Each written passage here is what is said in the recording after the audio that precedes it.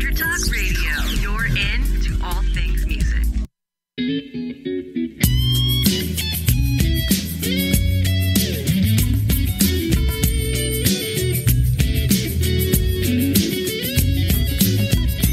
Welcome to Jackie's Groove. Come journey with us through the rhythm of the music business with your host, Jackie Bertoni.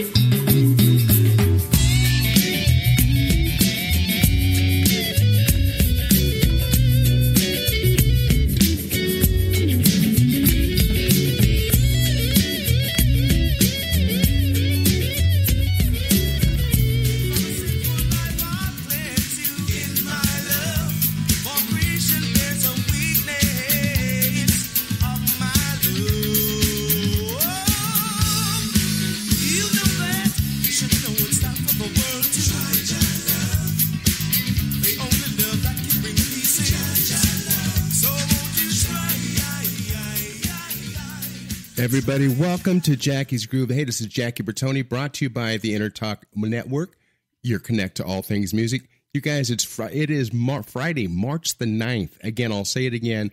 Where has this year gone? But I'll tell you what it's going to do, man. We're going to slow it up a little bit. We're going to have an irate good time today. I'm going to go back 27 years with these gentlemen. 27 years. This Italian man that was dubbed the original, the one and only Pastafarian, by Michael E.B. Cooper, Stephen Cat Core, Richie Basie and Daly, William Stewart, and all my boys in a group called Third World. The Reggae Ambassadors, known worldwide since 1973. So with that said, I want everybody to welcome with open arms and open ears to Jackie's Groove, Richie Daly and Stephen Cat Core. You guys, welcome to the show. Yo, yeah, Richie Daly, and Cat Core. Yeah. Jackie Bertoni. We're going live all over. Yeah, man. Can you believe it, brothers? Can you believe it? And I want to put a... It is me, brother. It is me. I want to give a special shout out. I want to dedicate today's show to our brother Bunny Ruggs. And we'll talk more about Bunny. That's such a... It's a beautiful thing. A generous thought. Oh, by all means. And also, happy birthday to Carrot Jarrett. Carrot, original percussionist with Third World. It's his birthday today. He's 52 years old. If you believe that, I got a bridge to sell you in Jamaica. So with that said, hey, guys, welcome, man. Welcome to Reggae Ambassadors. I want to start out, and everybody wants to know worldwide, 45 years Third World is going on this year. What has kept Third World in the limelight all these years, entertaining the world masses? The love of music, the love of doing what we do, the expectations, all the good things that we have been blessed with, that we pray each day that we don't take for granted. You know, for someone like yourself to call us, to speak to us on the radio, just show that we are not forgotten, and we are forever grateful for that. It's just know that we found love. Try Jah Love. Love got me dancing on the floor. It's all about love. You know, I think back, Richie, and I think back, Kat. Back in 1991, I joined you guys on stage for the first time in Hawaii at the Honolulu, at the Waikiki Shell, in front of 10,000 people. There with Tower Power, of course. Yeah. Yes, and Tower Power horns. And you brought me up on a song called Sense of Purpose, in which I was scared to death, but I tore it apart, man. I got to tell you, I think like it was yesterday. And Kat, I think when Shia, your son, I think at the age of 7 years old, he walked up to me in his little accent. He says, "My father says he's ready for you now." And your beautiful daughter, Kat's daughter, Kana, who are not babies anymore. Yeah. They're all full grown. Of course. And I got up on stage, and you guys graced me and you blessed me with the opportunity to play with my favorite band called Third World. Do you remember that day, guys? Do you remember that evening, how special that was? Please. Absolutely. Do you remember that it was the 4th of July in some year? Yeah. And the reason why I remember it being the 4th of July is because of all the fireworks display that took place during the show, or at some point, and the mere fact that Tower of Power is one of Third World's favorite bands. And also, it just happened to be on my birthday, which is the 4th of July. So it was like, just a tremendous vibe. Yeah, man. The audience, you know, and you just said the aforementioned song called Jah Love. One of my favorite songs, Caprice's favorite song, my wife, The Side of Pasta, as you guys named her. She loves that tune. And people who don't know the song, do yourselves a favor and go to YouTube. Better yet, go to iTunes or wherever music is sold and purchase the beautiful song called Jah Love, a song that was made famous by Third World, but written and produced and played keyboards with an unknown gentleman by the name of Stevie Wonder. And do you remember the day that song came available? Who wrote the song and who brought Stevie in on the tune? Share that with the listeners, please. No. Stevie brought us in on the song. Oh. We were at his studio, right? Yes, and it was his inspiration. There was no words, no lyrics. He's just creating a groove, and he was there. There was no word, but there was a groove. And we captured it that night, that even Bonnie Ruggs, the lead singer, wasn't present at the session that night. And it was the rest of the band there, and we were just having a great time. And, you know, for you to say, Jackie, do I remember that night? When Stevie Wonder called you and invited you to come to his studio, right? A Jamaican band that plays reggae, and we look upon these icons like they are major influence. And we say, come, let's do something. You don't forget that night, even the night before you pass away. It doesn't work that way. Yeah, man. You know what I mean? You know what? We're talking Stevie Wonder. I remember like it was yesterday. We're at the Coach House in San Juan Capistrano, and I had just flown in that morning because we got caught. My wife and I got caught in the Hurricane Iniki, but nothing was going to keep me back from playing with my boys. I remember I showed up at the Coach House, and we're hanging out backstage. Actually, I was tuning Willie, the drummer at the time, Willie Stewart's timbales, and we started talking. And then during the right before we went on, this gentleman walked in, and I knew this guy's face. And to kind of paraphrase, it was Stevie Wonder's half-brother, who always is with him on different venues, shows, and award shows, and so on. And he and his wife came in, they introduced themselves, and they said that following day, we played at a place called the Canyon Club. I think that's what it was called at that time also. And he said, Stevie wants to know if it's okay if he comes and plays with you guys. And I was paralyzed with fear because I've always been a huge Stevie Wonder fan. So fast forward, the next day, it was a Sunday evening. Stevie Wonder, we're getting ready to go on stage. And I remember at the time, Bunny Ruggs, the lead singer with Third World, the beautiful Bunny Ruggs, had sit there and said, we're going to bring a very special friend up on stage. He's going to join us. He's going to sit in on keyboards with Michael Ibu Cooper. We think you know him. Please welcome Mr. Stevie Wonder. And the thing that cracked me up is that the audience was in absolute stunned awe because they couldn't believe it, and that was a magical night. And I'm sitting here, I'm blowing smoke up the rear ends of Kat and Richie. But you understand something. This Italian man, Jackie Bertoni, has always been a fan of Third World. I was introduced to you guys back in 1979 by a DJ in L.A. by the name of Lucky Pierre on a song called "Now That We Found Love." And I want to give you guys a little bit of a background here on "Now That We Found Love." You know, you talk about Tower of Power being one of your favorite bands, just celebrating 50 years this year. Also, a huge fan of Third World, believe it or not, was David Lee Roth from Van Halen. And David and I were hanging out. No, I'm dead serious. I was driving down Fountain Boulevard. Hold on. Go ahead. Jackie. Hold a second. Listen, man. Cattle. Let's interpret it. This is the man, Jackie Burton, telling me that David Lee Roth was a huge fan of Third World. And we are fan of this 5 years ago. Just everybody. What do you mean? Yeah, and yeah, man, and we're traveling west on Fountain because there was an accident on Sunset Boulevard. And David and I, Jackie. yeah. Jackie. Well, some people want to pay them certain now. Look, I introduce him. This is Leonard Williams. We call him Ruption. He's the drummer of Third World. Big him up. Oh my God. Big Tony up Tony man. Ruption Great, Williams, my brother. Yes, sir. How are you, my friend? Last time we talked. Yeah, we need to jam again, man. Last time we talked, I was unavailable. You guys were playing at the Belly Up in Solana Beach, and I didn't get a chance to come and hang out. But we're going to do it again. Jackie. More people introduce it. Yeah. Jackie. Keyboard player. Norris Webb. Norris, brother, blessings, man. 20 years ago. Yeah, man. Is Rupert around also? To Murray, the smooth line, another Third World man. Mr. Jackie, big up yourself. Beautiful, man. Big ups. Beautiful, right. Beautiful. And let me get the man who replaced Bunny Ruggs. Bunny Ruggs, man. Who was his own shoes? Mr. AJ Brown. AJ Brown. Let me tell you, brother AJ. It. Let me tell you, man. Yes, you filling the shoes of Bunny Ruggs.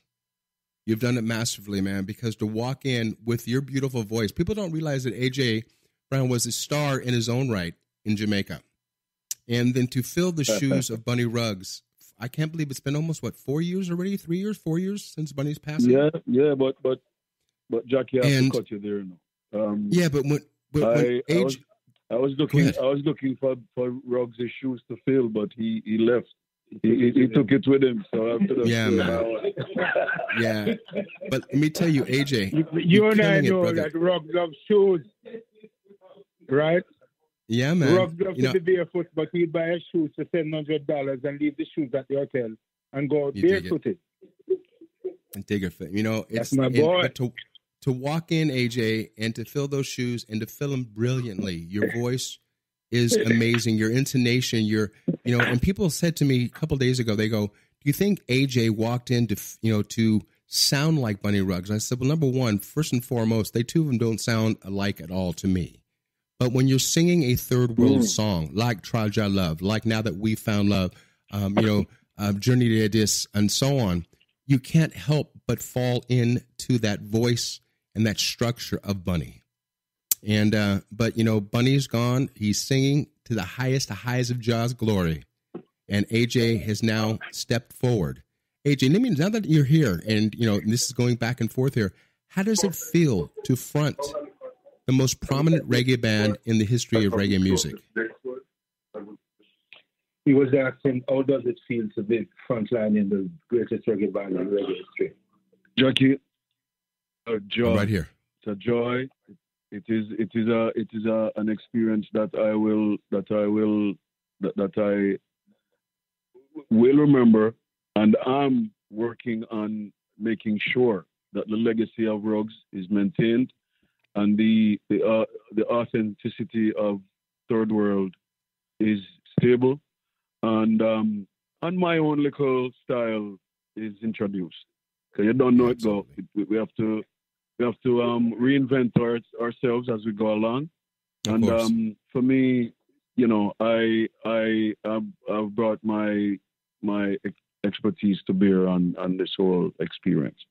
Beautiful, man. It's just it's a new legacy, because I'm going to go back and forth and tell you back years ago when the separation of Willie and Ibu, when they left, or whatever the situation was with Third World at that time, we were on the Reggae Explosion tour, and I had joined the band at the time, sitting in with them. We played in Long Beach, and I remember Kat and Richie pulled me to the side and said, "Hey man, we want to tell you something. This is the last time this band, as you see it, as it plays, will be playing." And I was shocked, but I was also complimented that they felt the need to tell me that. And so we did the show. It was kind of bittersweet and melancholy for me, knowing that it would be the last time I'd be playing with Willie, last time I'd be playing with Ibu.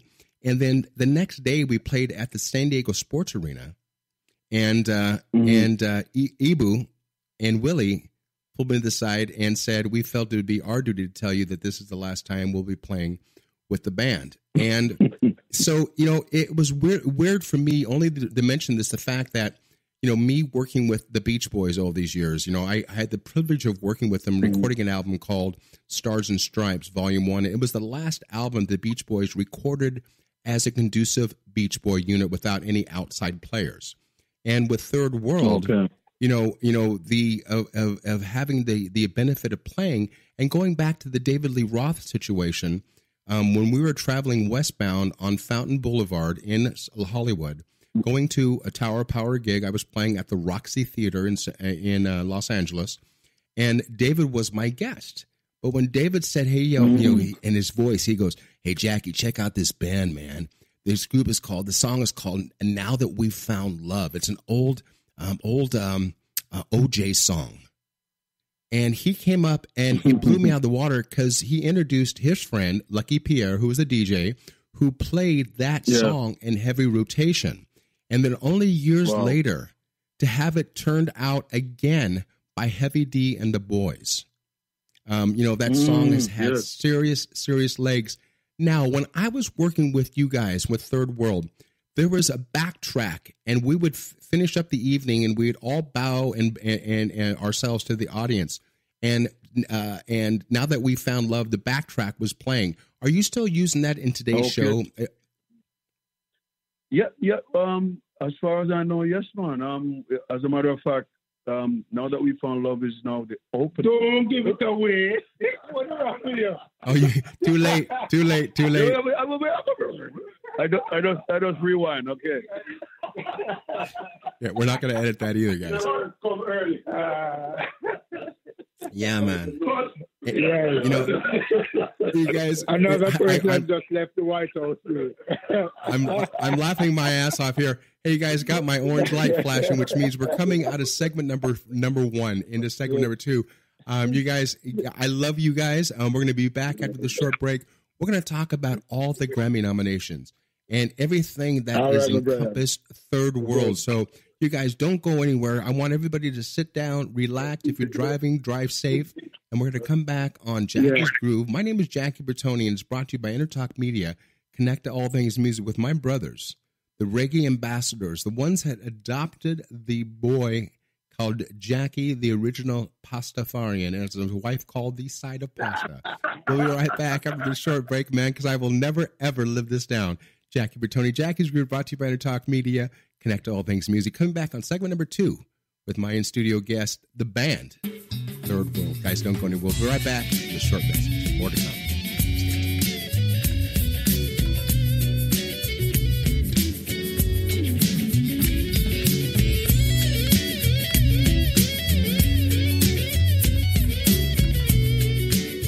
Are you serious about your music? Are you ready to run with the big dogs? The experts at Pitbull Audio have the gear to get you into the game. From leading manufacturers like Mesa Boogie, Fender, Pioneer, and American Audio. To sound your best, you need the best. Pitbull Audio can deliver in rehearsal, on stage, and into the big time.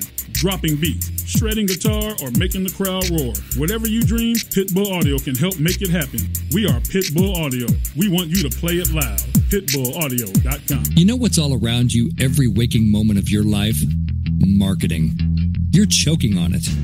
I'm Scott Robertson, and when it comes to strategic PR, branding, and marketing, I've seen it all. And actually, I'm still seeing it because bad marketing never sleeps. Join me each week on May the Best Brand Win, right here on Intertalk Radio, and learn how to make the marketing for your brand unforgettable. Hi, I'm Tim Dolbear, the host of Sound Experience on Intertalk Radio. Each week, I talk with top professional audio engineers, producers, musicians, and the manufacturers that make the tools that we use in the studio each and every day. From capturing the perfect take to mastering your final release, and the tools and how the pros use them, we are going to dive deep into their process and learn from their experience. I look forward to you joining us each week on Sound Experience with me, your host, Tim Dolbear. Make this your vinyl night. I'm John J.R. Robinson, and every week, music creation comes alive through stories, experiences, and sounds when vinyl records filled our hearts and minds. My friends and I share our tips and techniques used in creation of iconic tracks for recording artists such as Michael Jackson, Eric Clapton, Quincy Jones, and Steve Winwood, to name a few. Vinyl has emerged hot, and the soul of vinyl defines art and passion which burns deepest at night. Tune in every Wednesday at 2 p.m. Pacific Standard Time on intertalkradio.com. Hey, this is Brian Culbertson, and you're listening to my dude, Jackie Bertoni, on Jackie's Groove.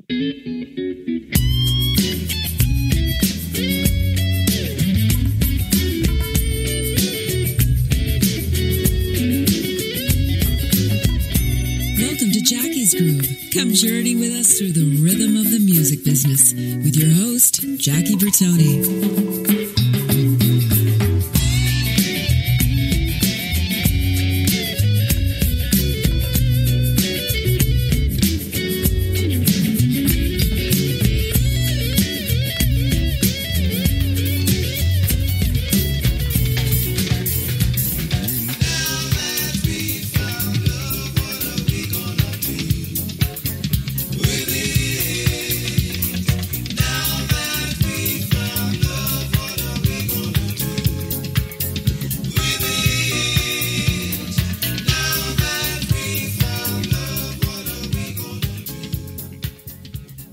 Now that we found love, what are we going to do with it, man? You know, I'm going to bring this back because Donnie Simpson, one of the greatest DJs on BET, stated the fact when he interviewed Heavy D, when Heavy D decided to bring to light Now That We Found Love, Donnie Simpson asked Heavy D if this was an inspiration from the OJs, and Heavy D responded by, well, the OJs is the one that came up with the song, but our inspiration is because of the band called Third World.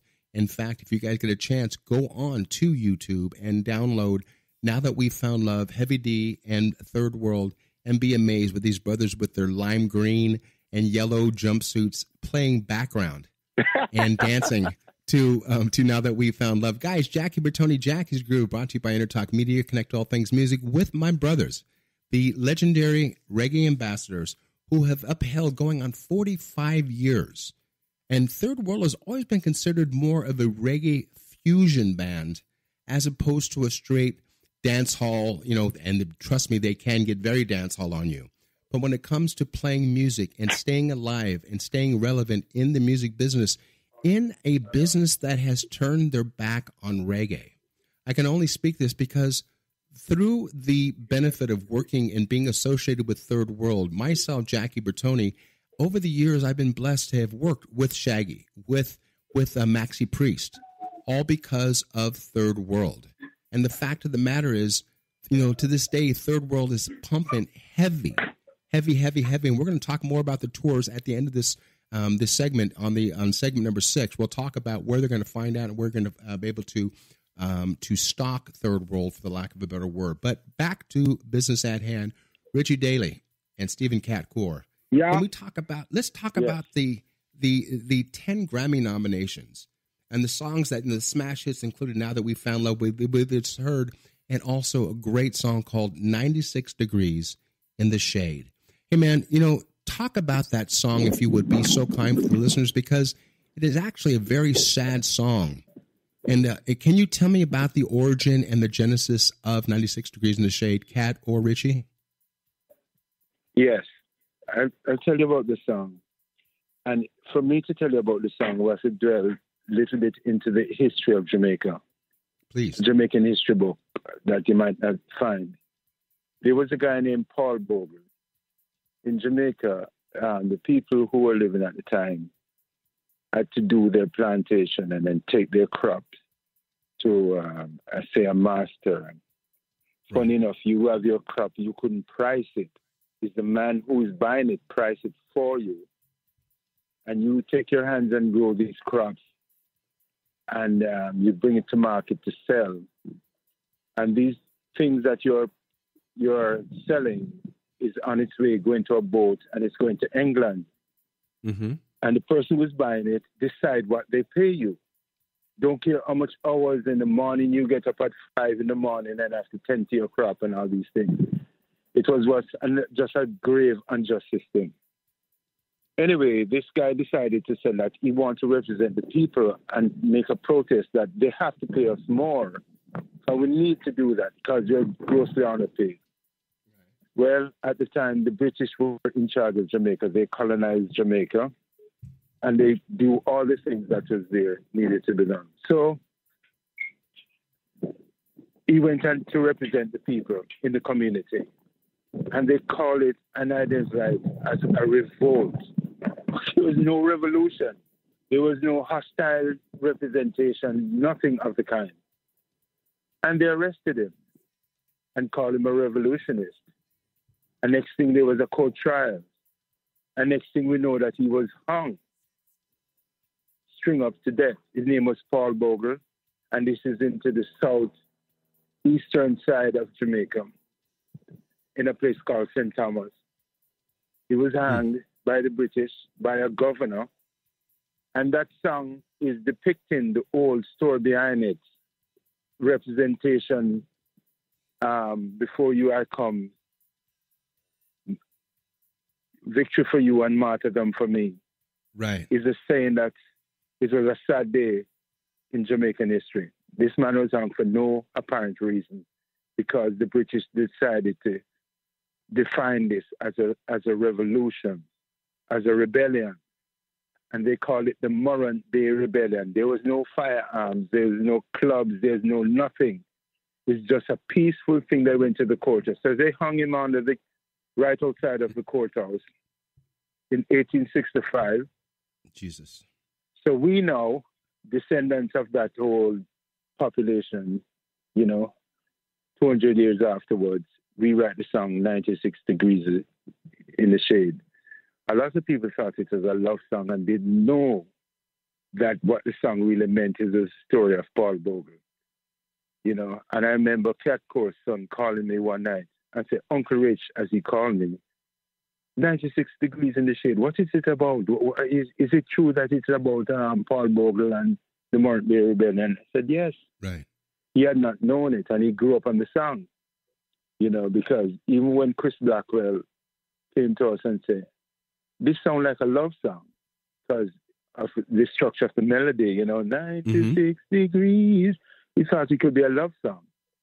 But it was something far more deeper than he would have thought. Absolutely. Until revealed, So that's history behind 96 Degrees. And we recorded that song in one summer in Jamaica, where we were in a rehearsal room which had no windows, and the temperature was like way above 96. And that's why we came with the term 96 Degrees in the Shade. 10,000 shoulders on parade. Am I curious and answer the question for me, both Richie and Kat. Is there a country that you play in, and you've played throughout every speck of the world, from north to south to east to west? Are there any countries that do not or ban that song being performed on the stages of that said city? Or does it matter? Absolutely not. Okay. It's because I don't want to get political, some people say, but I have to ask this question. I'm going to ask this to Kat, because Kat, even though you're not an American citizen, I will stand with you and by your side by saying that this piece of shit called Trump, and I know that the network right now is cringing right now because I'm bringing this up, but the fact of the matter, he is not my president. I am not going to rally around him. But with that said, Kat, what is it that disturbs you as a non-American about this president? Let's take a deep breath before we answer that question. Hold on. Okay. Jackie Bertoni wants to know what about this piece of that is called Donald Trump at this time. Yeah. We never get involved in American politics. Yeah, we don't. Stay away from it. Yeah. But the man asks a question answering to how you find fit right. He's just extraordinary. Yeah. That's an understatement. That's giving that word a bad name. Yeah. And bizarre. Totally bizarre. What does Jamaica think about that? I know throughout the world, I have friends all over the world that look at America as a joke right now, and ever since 9/11, how does Jamaica as a country, how do they look at the U.S. at this point? 55 years old. Independence, right? Yeah, as an independent nation, we're 55 years old. Yeah, but Yeah, you know, man. so the old Port Royal, so we go way back to Captain Morgan and the old Buccaneers and the pirates in Port Royal. We go way back. The country is older than America. It's older than the United States. I just think and that we are falling back into a third world, you know, I don't mean that as the band, but a third world type of mentality when it comes to our government. But that's about as far as I'm going to go on that. I just know that Kat always speaks up, and I always see this on social media. Kat is not happy, as most Americans are not happy, but we have one choice.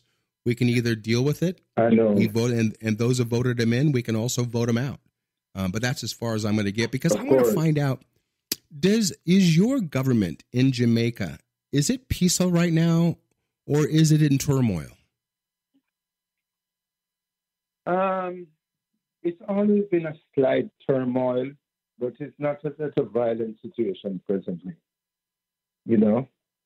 Mm-hmm. And the whole infrastructure of Jamaica is so much different from the United States or many other countries, you know? Whereas from 1962, we've been trying to govern ourselves without interference.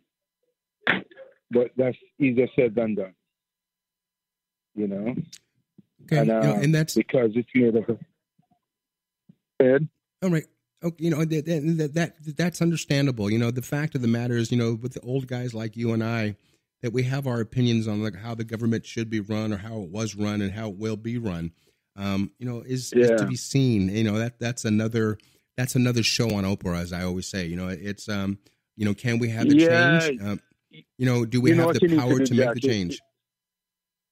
If I'm going to give you independence, that means I should clear out and leave you to do what you're doing. That's what independence means. You're on your own. Absolutely. You're in charge. Absolutely.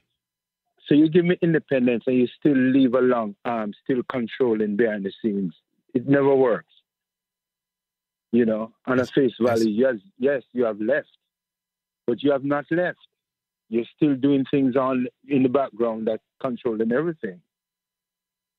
Well, I firmly believe that if you think for 1 second the president runs the United States of America, you are greatly mistaken. It's run by the banks, but that's you know, and the people in power, people who have the money that regulate what goes on in the States. But that's as far as I'm going to go on that. But what I do want to expand on, guys, I want to find out one important factor with Third World. When Third World is celebrating now 45 years and still being the prominent reggae band in the industry, and as I said in before about how powerful reggae was on the American radio stations, or you know, worldwide, for that being Shaggy or Maxi and such, but do you believe that the record industry has turned their heads and turned the backs on reggae for as much money as the reggae industry brought to the music business? Do you think it's going to be, do you think there's a chance for it to come back again, if not stronger than it was before? My question to you, is there a record industry still exist? Is a question I pose because does a record industry still exist? No. Is there such a thing? In my opinion, and that's why I ask all the old guys in the business itself, do you think that, you know, I hate when I say to people, wherever music is sold, you know, I'm not going to get on that bandwagon. The fact of the matter is that, you know, there's so much pirating of music. There's the Spotify should be put out of business and so on and so forth. Do you think now being, again, the band, being in the music business for half a century, do you see that the music business has a chance to come back to what it was 20 years ago? No. Why? Because if you're offering because the technology has opened the door for people to get music for free, you know. And then I see bands putting out their albums on YouTube, and they're offering every track for you to listen to without purchasing it. And I know so for a fact some of these albums is done over 2 years, and people working and spending money to get it to the perfection to compete with what's going on outside there. And at the same time, they put it on YouTube, and it's all 12 tracks or 14 tracks, whatever the case might be, available for you to listen to. And people find a way to just download it and things. But I get the industry now is all about, no, it's not about how much records you sell. It's how much people hear it and how much hits you get on the internet. And that might determine how much people turn out to come to your concerts or come in attendance and keep your name alive out there. But it's not within the record sales anymore. You know, this is why labels will say, listen, we want more than just the returns from record sales. We have to get into your merchandise and we have to get into all the offsprings that your success has brought you, you know, and this is where it's at right now. Just get the music out there, because you can do the most brilliant album and it's not going to sell, but if people hear it and it's available to them free, you do a concert in a stadium, you might draw 100,000 people come and listen to you, but it's not going to be based upon sales anymore and units that's being sold, right? The number one artist at the time who is at the number one position in the nation. We don't know much. The units sold might be frighteningly, you know, very low to what we noticed to be when you had a platinum record, I say 20, 30 years ago or 40 years ago. That meant money. That meant a lot of things in terms of success. But now, Jackie, we don't know. But nothing ever returns. We have to change the time. You know. Well, I've said this over and over again through many broadcasts that David Grohl had said on Howard Stern that he believes in the next 2.5 to 3 years we will have record stores again. We will have the Tower Records, the Virgin Mega Stores, the Amoeba Music in America. I want to believe that to be the fact. And I want to find out your opinion. Do you believe that can happen? It might be. If it does come back, Jack, it might be a fad. And fads, only last for a season or two. So it's going to see if we can introduce it to the millennials, out there, what it is it's all about. You know what's even more sad is that we're coming out. I'm going to interrupt you real quick because we're coming out of segment number 2, Richie. You see how fast this is going, and we haven't even started talking about the aesthetics of what's kept Third World in the public eye, meaning the loyal fan base that has called themselves a Third World band, groupies, if you will, and so on. And I want to find out, along with the listeners, about where in the world does Third World really look forward to going, and other than your home base. But we're going to talk about that when we come back on segment number 3 on a 2-hour interview with the Reggae Ambassadors and the bass player, co-founding member, Richard Daly, or better known to the friends as Basie. And this is Jackie Bertoni. This is Jackie's Groove, brought to you by Intertalk Media. Connect to all things music. Guys, we'll be back on segment number 3 right after this short break. Don't go anywhere. Stay tuned. There's so much more in store. Stay tuned. We'll be right back.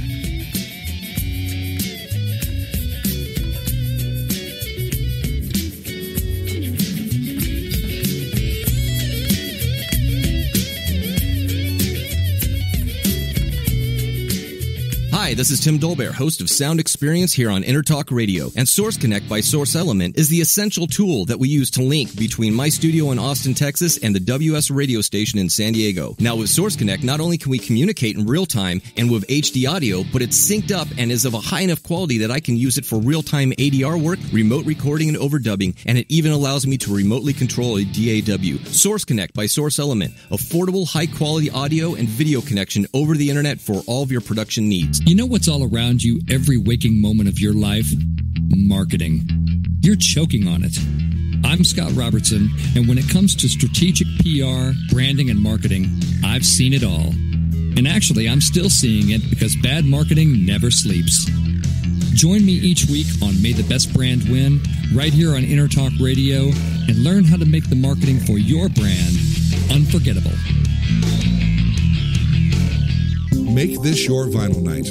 I'm John J.R. Robinson, and every week, music creation comes alive through stories, experiences, and sounds when vinyl records filled our hearts and minds. My friends and I share our tips and techniques used in creation of iconic tracks for recording artists such as Michael Jackson, Eric Clapton, Quincy Jones, and Steve Winwood, to name a few.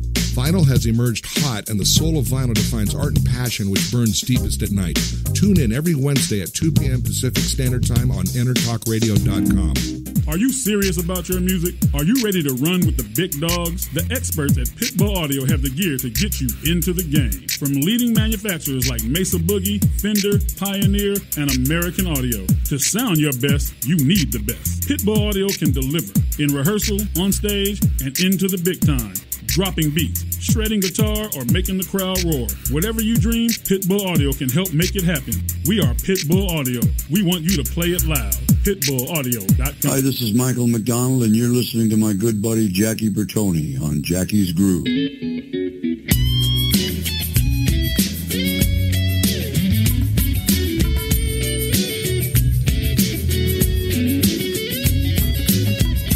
Welcome to Jackie's Groove. Come journey with us through the rhythm of the music business with your host, Jackie Bertoni.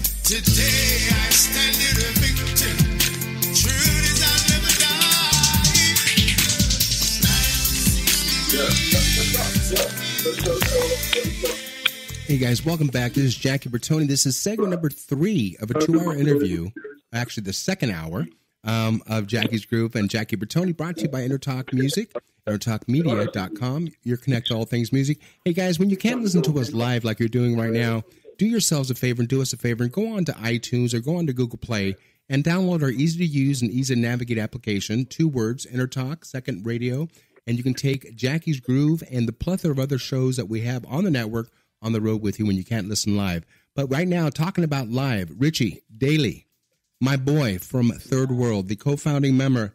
I want to find out from you guys, touring the 6 out of 7 continents throughout your lifetime on the band called Third World, and sharing the stage with the likes of Stevie Wonder, you know, and also all the shows like Late Night with David Letterman and Jay Leno and such. Has there ever been a situation when you guys were on the road that you opened up on these major stages for the Whitney Houstons and so on, that Third World was not accepted as an opening or supporting group? You remember that? Yeah, you know, we have been lucky, right, for some reason.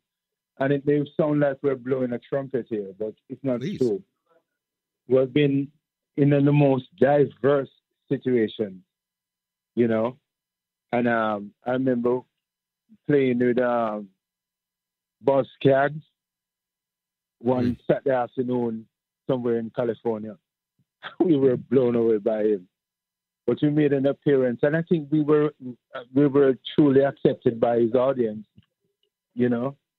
And the thing about it is because Third World, we have met adversity because people once used to say, "Oh, they're not truly reggae," you know. Right.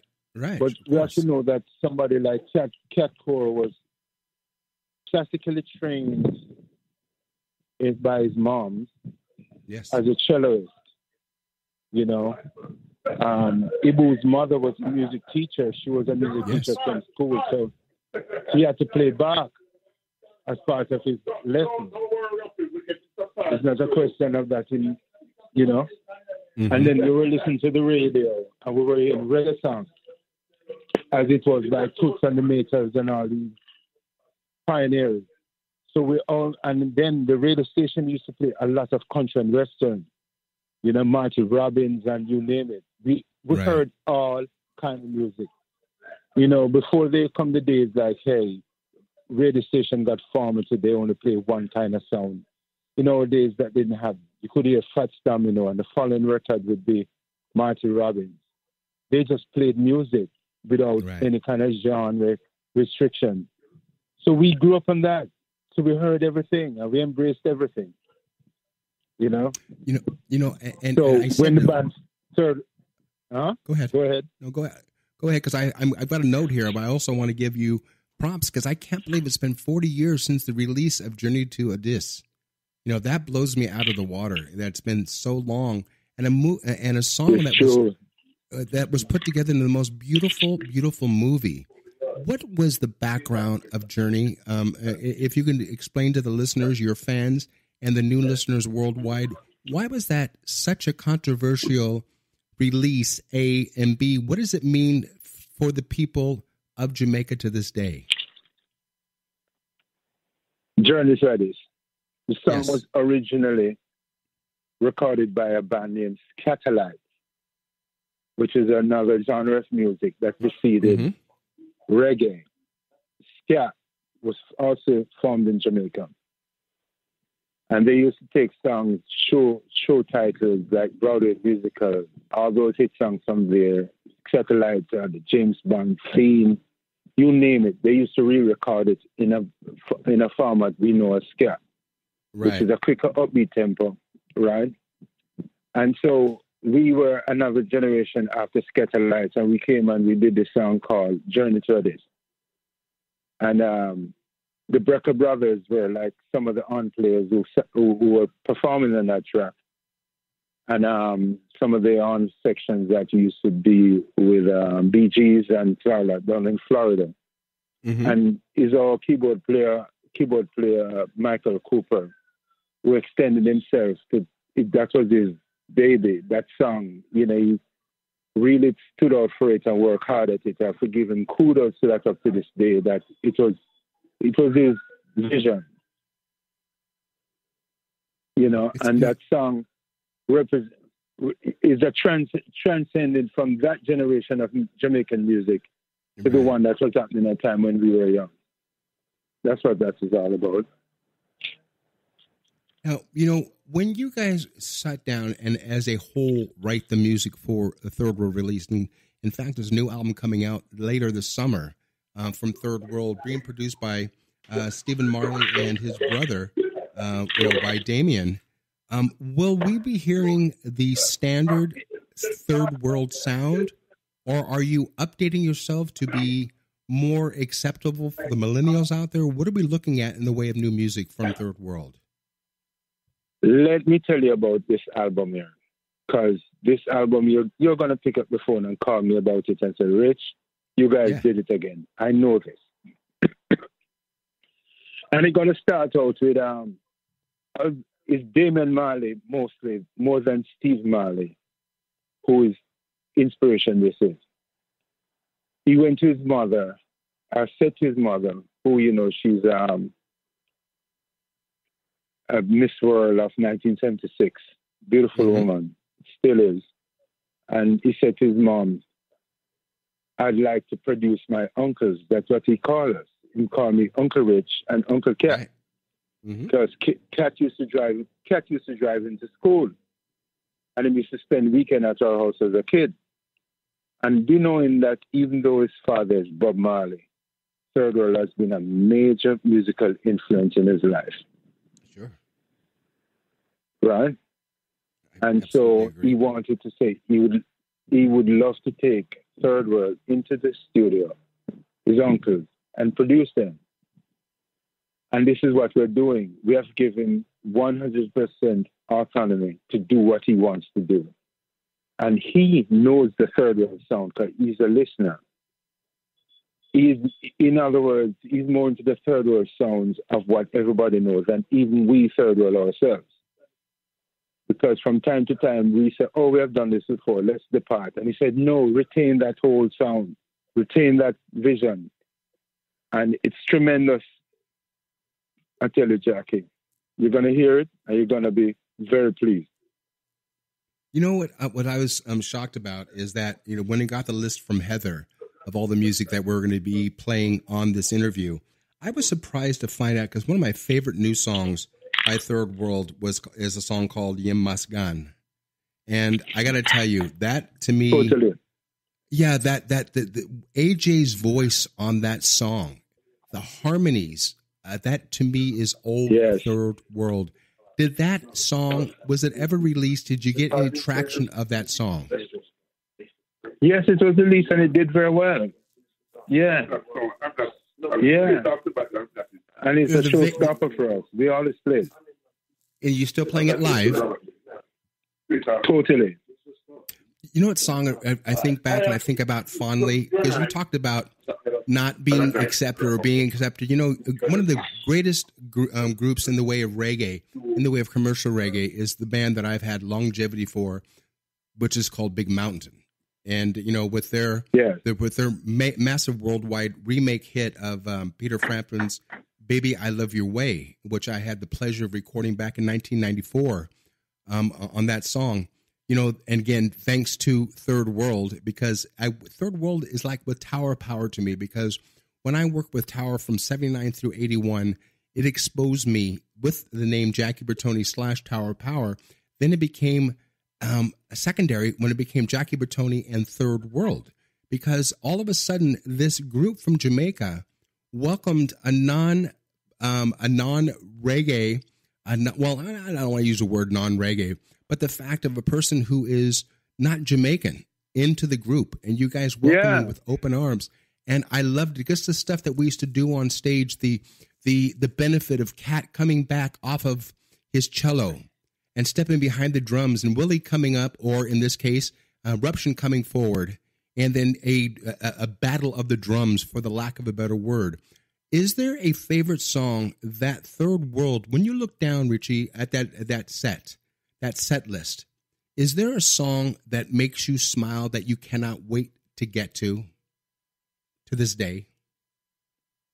Yes, and sometimes we don't play that song. It's a song like we may call it Fret Not Thyself, because the creation of that song was, we're in an island called Barbados. I was sitting in a hotel room, and that song was written that night, and it was just a magical moment that bring back so much memories with Ruggs and Ibu and Willie, and it was one of our finest moments. You know, we're not in the studio, we're in a hotel room, all sitting down there and decides to write that song.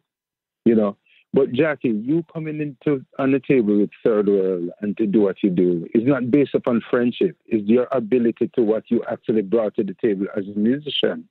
We weren't doing you any favors, and if you didn't play fine, you wouldn't be with us. I have to tell you that straight up. You know, but your musical outlook was something that, this Italian youth just blend and just cross barriers. You brought something to the table, so we're not doing you any favors. You know, you were happening. I will tell you, you did do me a favor, man, because as I said before, with Tower Power, it opened doors, but with Third World, when people found out that Jackie Bertoni was working with Third World, then the doors opened. Then the Maxi Priests came around. Then the Big Mountains came back. Then the Shaggies came around, and so on.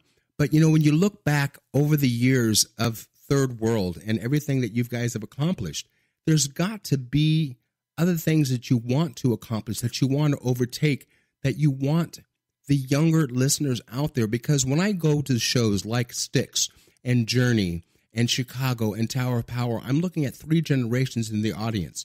People our age, our children, and our children's children. Have you noticed that with the Third World audience worldwide? Are you seeing the younger faces now going and being introduced to Third World? We are seeing the younger faces, yes, in many places at times. But unfortunately, Jackie, we are not exposed to some of these bands, as you mentioned, right? I don't know if it's racial barriers or what, but they will not readily play us like how they would play a white California band, which have tremendous ability and play the music so well. When we even go over to places like Portugal, you know, and hear some reggae bands playing, it's hard for me to say, Cat, these guys has to be from Jamaica. This is not the wannabe reggae band anymore. This is the real thing, you know. But back to my point, we don't get played like Journey. We don't get played like, Big Mountain or some of these bands who have enjoyed the success of #1 record in the USA. There are times when I remember that we used to go to a radio station and to do an interview prior to doing a concert in the same night. And people not necessarily, they say, hey, we don't have none of your records here. Did they bring any? And I said, wow, what are we doing here? Yeah. You know? But we did it anyway, and it's just part of our history. You know, we knew it would be like this. You know, I fondly remember probably one of the most amazing shows that we ever did with a dual bill is when Third World and Santana joined forces. Do you remember that back when we did? Come on. Yeah, man. And that was like, it was like magic because I was on stage with my percussive brothers, and then to watch Carlos and to watch Kat battle it out, and I mean a friendly battle of the most amazing guitar players. Did you? I mean, I remember like it was yesterday. It was 11 shows, and we would open it for Santana. Santana would open it for us. So it was not a Third World opening for or Santana opening for. It was a dual bill in which I think we set the precedent, meaning the fact that now that Chicago and Earth, Wind and Fire are sharing the bill together, and at the end of the night, all the musicians join on stage and they play together, which was unbelievable. And the fact of the matter is, when you were shocked that David Lee Roth from Van Halen is again, I haven't talked to David in about 6 or 7 years, but when we did talk about that night with Now That We Found Love. And again, too, that situation of the song that stays with us, that's been in the soundtrack of our lives. I can honestly and proudly say that's one song that always makes me smile. It's that whole you know, and it's that bass line. And I've always made joke, you know, when I would sit there on stage with you, especially at the Coach House, a smaller venue, when I would have my back against your bass speakers, and I always said jokingly, if you didn't have to poop before you walked on stage, Richie's bass would make your stomach growl. And the fact of the matter is, I want to get back, you know, because I looked on YouTube and I say that the stage and the songs and the show has never really changed all these years. And I don't think the audience is ready for a change or a new Third World. When we come back on segment number 4, I want to talk more about, as I said before, what's kept you alive on the new generation of music that's out there or the lack thereof. I want to find out what is coming out of Jamaica that you feel is going to be popular. Is it going to be in the way of Rihanna? Is it going to be in the way of, you know, of the young players that are out there that are using the influence from Third World, or, you know, of what they've learned from Third World and of what they're bringing to their music? So we'll touch on that a little bit more on segment number 4 of Jackie's Groove. Hey, everybody, my name is Jackie Bertoni. It's Jackie's Groove, and you're brought to you by Intertalk Media or intertalkradio.com. Connect to all things music with my in-studio guest, the Reggae Ambassador, co-founding member of the big band called Third World. Guys, Jackie Bertoni, Jackie's Groove. Don't go anywhere. We're back on segment number 4 right after the short break. Don't go anywhere.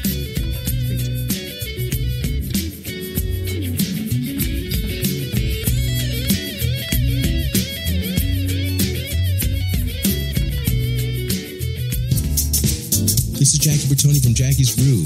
Come join me weekly on my journey through the music business as I take you behind the velvet rope, interviewing industry notables such as Al Di Meola, Michael McDonald, and Al Jarreau, to name but a few. Listen to their stories on being in the studios recording #1 hits and onto the stages throughout the globe. Allow me to be the music historian. You can hear me live every Monday at 2 p.m. and every Wednesday at 12 noon Pacific Standard Time or 24/7 on jackiesgroove.com. Ready to get your groove on? Hi, this is Tim Dolbear from Eclectica Studios. I'm a full-time mixing and recording engineer. I work with Grammy winners, labels, and indie artists, using state-of-the-art digital mixing and restoration tools and the very best in analog gear. Really, though, it's my ability to bring tracks to life and fulfill your vision for your music. This has made me sought after by producers and artists worldwide. So spend your time working on music and not chasing a mix down a rabbit hole.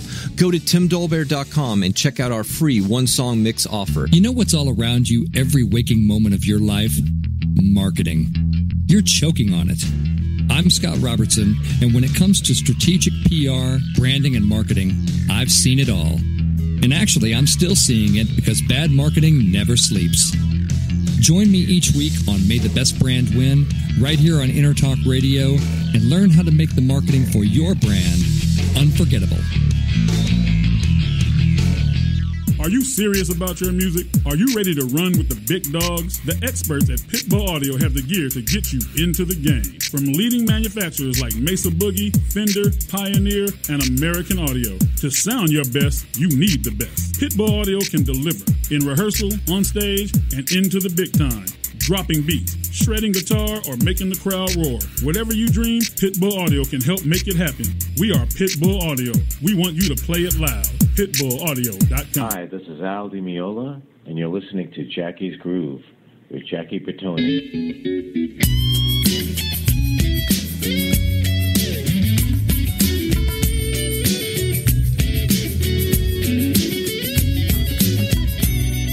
Jackie's Groove. Come journey with us through the rhythm of the music business with your host, Jackie Bertoni.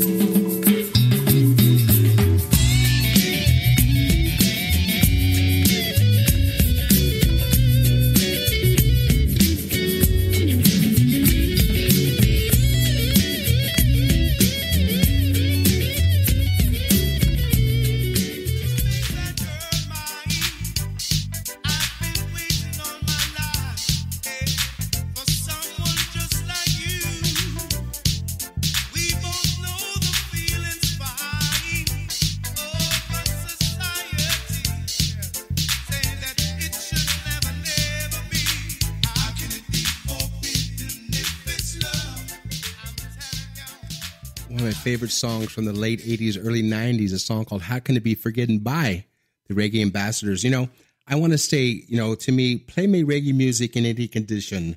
Drop it in a style, drop it in a fashion. Everywhere I go, I rocks the reggae man. Let me reggae music and chant on Babylon. A song called Reggae Ambassadors. And it's one of my favorite songs, and it's a title that has been given to the group called Third World, celebrating 45 years as a conducive band that's killing the charts. And I've been so proud in the first segment to be talking to Richie Daly from Third World. And I'm going to pick it up now with Stephen Cat Core. The longevity of Third World is amazing. It's a group that has sustained time. Has sustained the industry in a never-changing situation. And I was talking to Richie earlier, but I'm going to talk to Kat now, because the fact of the matter is, now that we are older and long in the tooth, for the lack of a better word, we do have young children that are now adults. And I want to find out what they have taught the fathers in the business. And I'm going to talk about Shia, who now, I think Shia is probably in his late 20s now, if not early 30s. So with that said, Jackie Bertoni, Jackie's Groove, brought to you by Intertalk. Guys, welcome, Stephen Cat Core. Stephen, welcome, baby. Yeah, thank you, my brother. Shia's 39. Is he 39? Yeah, because Damian Marley is celebrating his 40th birthday this year. Damian is born in 1978. And Shia was born in 1979. God, I just remember what a beautiful little boy. I was watching the video. No, I'm serious. My Caprice was, we were watching the video that we taped at the Waikiki Shell. And Kana, your daughter, who is a beautiful dancer. And I'm assuming she's still dancing. And how old is she now? Because she was younger than Shia. Yeah, she's younger than Shia. Kana's about 35. I am about 35, and she's a teacher. She's an early childhood teacher, and a very successful one too. I have to tell you, I'm very proud of her. And the little one who you just know, is Steve Jr., who plays for Chronix. Mm-hmm. Chronix guitar player. Let's talk about. So the two boys took the music seriously. Let's talk about how far the apple falls from the tree. I don't care where you are in the world, when you have the genes of Stephen Cat Core. Now, the music that the kids grew up with and traveling throughout the world and so on, Was there any songs that were ever written under the vein of Third World that was written for the children, your children in particular? I think all the songs we ever wrote were written for our children in a funny way, because, I mean, you know, whatever your legacy is that you're leaving behind is so important that you leave a legacy behind that can live on. And this is one of the brightest and proudest things about Third World being 45 years old. Our Inner Circle being 50 years old this year. Our Fabulous Five being 50 years old this year. You know, it's the fact that you kept something going for this length of time. You kept it alive, and you still remained relevant in all the various markets. Tomorrow night we're playing in Cape Coral, Florida. Right. And next week we're playing in Wellington. Then after that we have, you know, we're going on to Kaya Fest in early April out in the West Coast. Mm-hmm. And then, you know, we have dates coming up all over the place. The Hollywood Bowl. We're going to be at Coney Island this summer with Barrington Levy, you know, and Kabaka Pyramid. We're going to be at the Hollywood Bowl for the jazz night. Jazz night of all nights we're going to be on. We're not on the reggae night. We're on the jazz night, which to me is really cool because, you know, Third World has always had this thing about them where they're not just a reggae band. So that to me is really very, very, very, very, very, very encouraging. And now, you know, it's been a nice run, Jackie. It's been a nice run. I can't say that I complain, even when things get rough and we're poor, you know, because you know musicians have poverty periods, and you know, when that reaches you get a little frustrated. But what else am I going to do? Am I going to go work in an insurance company? What am I going to do? What am I going to do, bro? I got to stay with the music, man. Got to stay with the music, Richard. Now, I mentioned to Richie on the last segment about, you know, the culmination of Santana and Third World together. Do you remember that? Like, I remember like it was yesterday. Do you remember that those shows? Fantastic, yeah. Yeah, and of course. That was a fantastic tour. Being on the road with Carlos was absolutely just amazing. And we got to play with him every night. Every night he called us on. Yeah. It was really cool. And, also one of my great memories is that we went to the Olympic Games in Atlanta. And we were playing at the House of Blues. And Carlos just walked on stage with his guitar. That was fucking outrageous. I really loved that. Yeah, that was great. But don't forget also, great. The explosion, the bomb that went off that night also. Yeah, the bomb had gone off the night before. Yeah, the night before. Yeah. I remember that. Yeah.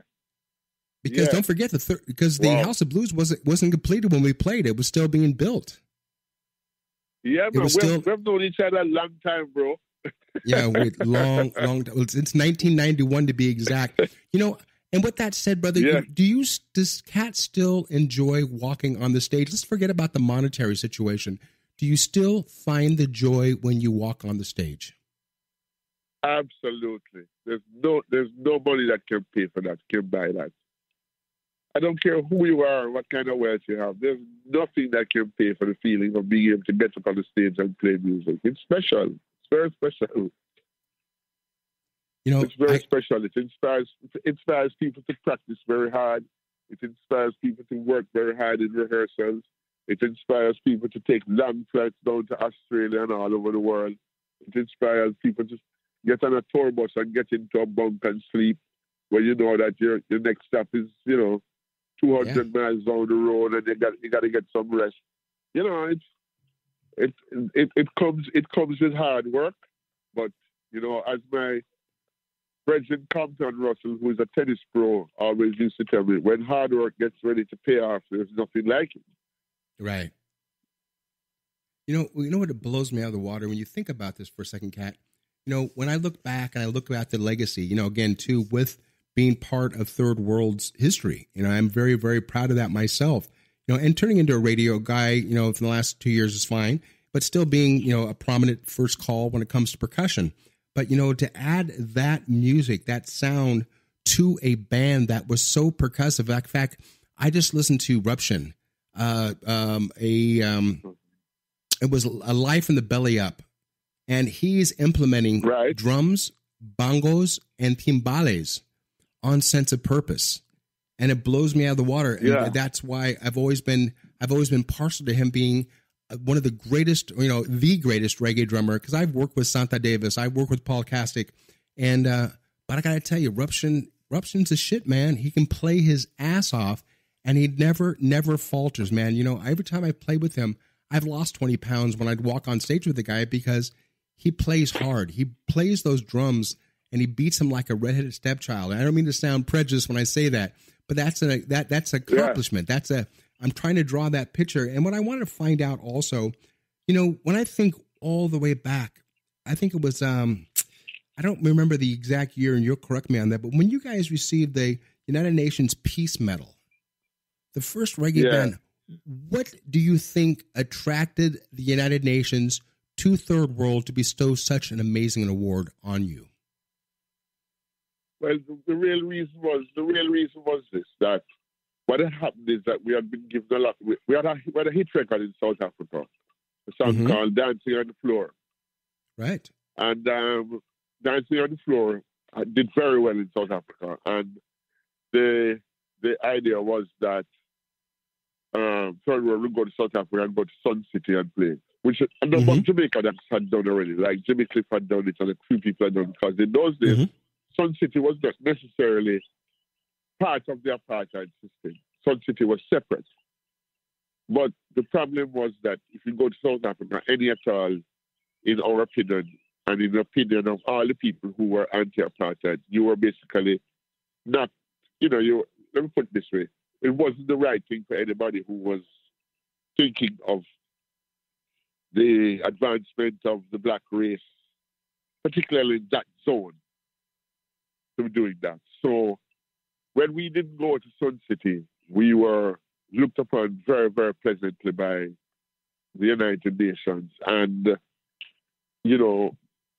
there are people around who lobby for things like this. And somebody wrote a letter and said that Third World deserves to get this award because, but our stand against the apartheid movement and so on. And at the end of the day, we were given the Africa in Crisis Medal of Freedom from the United Nations. I'll tell you something else too. When Hurricane Gilbert hit in 1988 in Jamaica, I lost that medal, and I've never found it. And my home was destroyed by the hurricane, and I lost that medal. And I've tried to get it back from the UN, but it's one of these things that it was like a one-off issue. It's not like something that they give to people regularly. This was something special that they gave to us. So I kind of feel sad about that still, but what can I do? I mean, it's on the books that I got the medal. I don't have the physical medal anymore, so there's nothing more I can do. I look back, and I think about Bunny. As I mentioned, I dedicated the show today to Bunny Ruggs, a voice that will be never duplicated. Obviously, it's been replicated, but never duplicated, never will be. And the day that we lost Bunny is a day that it was definitely it was a knife through my heart because the man taught me a lot. His vision, his intonation of his voice, the way he sang, the way he used to take the top of an anvil case and put it on the stage and stand up with his baton, and he would conduct the orchestra, even though it was keys by Ibu or by Barbie or by Rupert and whatever it may be, and you would bring out the viola and you would play it to this day, and we would. I remember like it was yesterday, man. Please tell me you're still doing that for the audiences worldwide.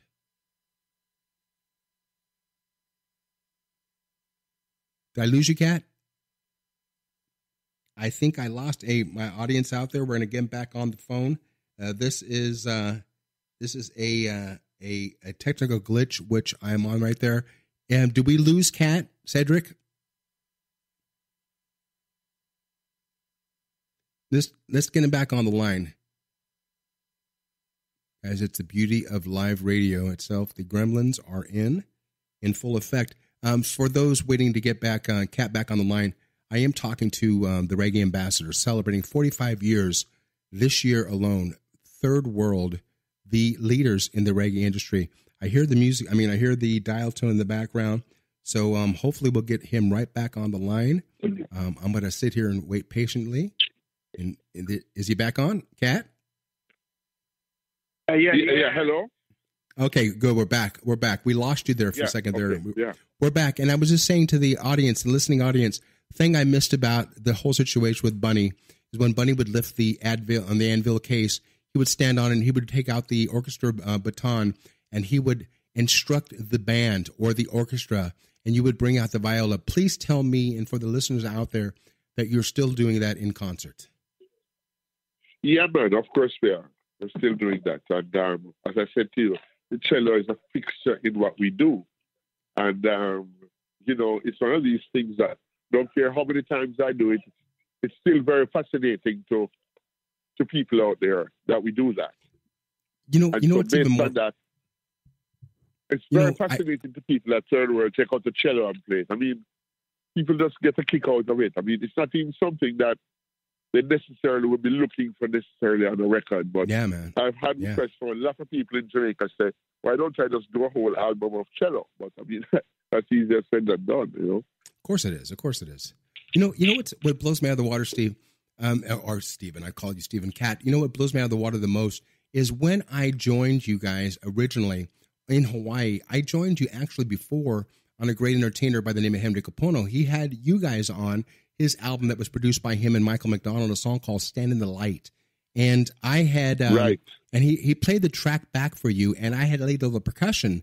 And I remember you and Ibu said, who is playing percussion? And he goes, well, that's my percussionist, a studio guy by the name of Jackie Bertoni. We can have him removed, and we can put in. I just remember it was like yesterday. Henry said, Kat said, absolutely not, leave the percussion on. And if it wasn't for Henry Kapono, who is he's celebrating 45 years in this industry also and still killing it worldwide. How is that boy, man? Well, instead of asking me how he is, why don't you ask Henry himself? How's he doing, man? Henry, answer the question, Henry. Kat. Steven, say hi to Henry. Kat, how you doing, brother? Hey, what's going on, Capone? Ain't good? How you doing, man? Yeah, man, that's been a long time, bro. How's life in the beautiful South Asia? What's going on down there, brother? Paradise is beautiful. Another beautiful guys. I'm going to jump in real quick, guys. We're trailing off right now on segment number 4. We're going into 5. Henry, been loving the latest stuff.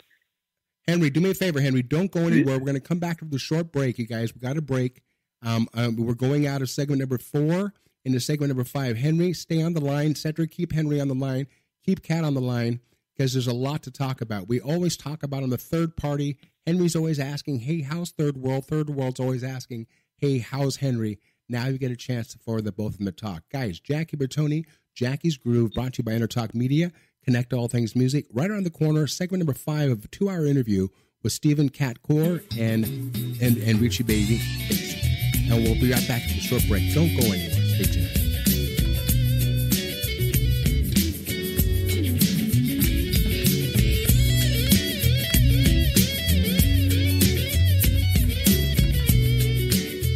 Are you serious about your music? Are you ready to run with the big dogs? The experts at Pitbull Audio have the gear to get you into the game. From leading manufacturers like Mesa Boogie, Fender, Pioneer, and American Audio. To sound your best, you need the best. Pitbull Audio can deliver in rehearsal, on stage, and into the big time.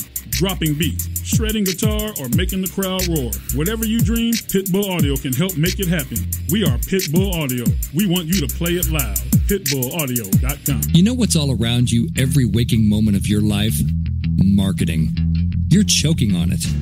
I'm Scott Robertson, and when it comes to strategic PR, branding, and marketing, I've seen it all. And actually, I'm still seeing it because bad marketing never sleeps. Join me each week on May the Best Brand Win, right here on Intertalk Radio, and learn how to make the marketing for your brand unforgettable. Hi, I'm Tim Dolbear, the host of Sound Experience on Intertalk Radio. Each week, I talk with top professional audio engineers, producers, musicians, and the manufacturers that make the tools that we use in the studio each and every day.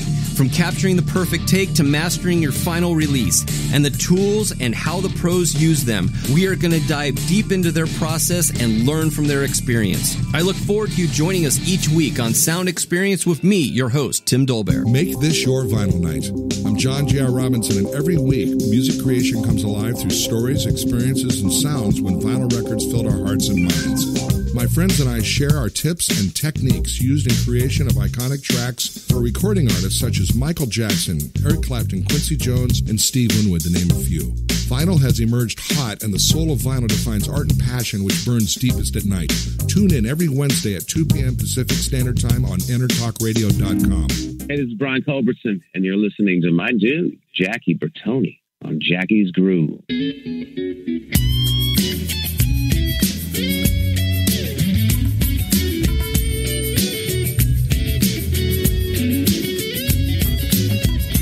Welcome to Jackie's Groove. Come journey with us through the rhythm of the music business with your host, Jackie Bertoni.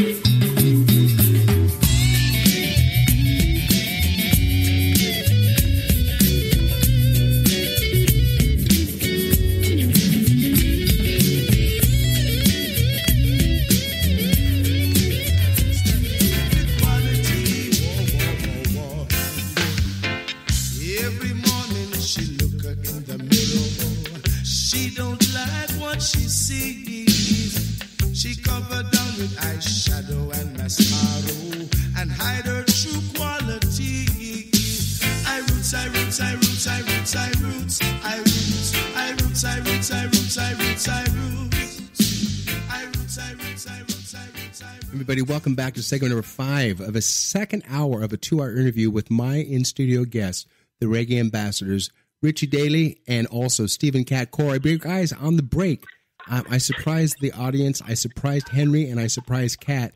When Cat asked me, how is Kapono doing?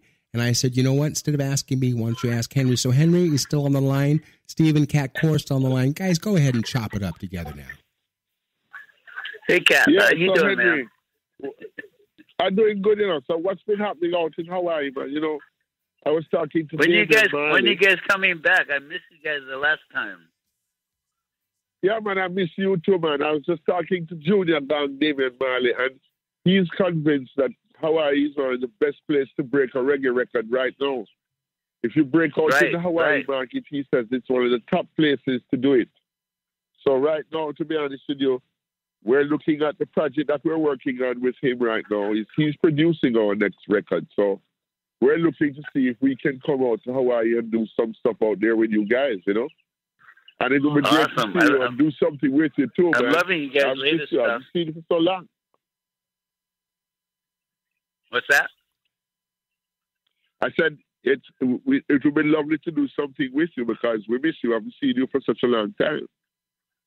Oh, I know. I miss you guys too, man. We had a great time.